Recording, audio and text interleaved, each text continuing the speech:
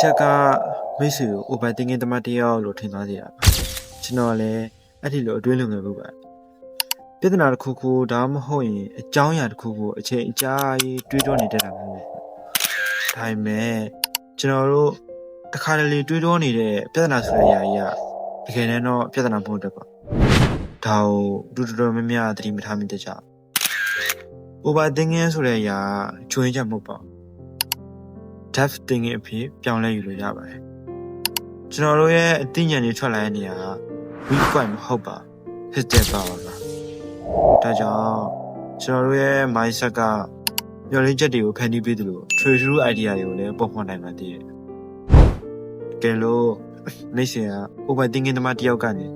depth thinking အဖြစ်ပြောင်းလဲခြင်းတယ်လို့ခံရလို့ရှိရင် comment မှာ depth thinking လို့ထားခဲ့ရပါတယ်ကျွန်တော်လည်းမိတ်ဆွေတွေ mind journey ကို share လုပ်သွားပါမယ်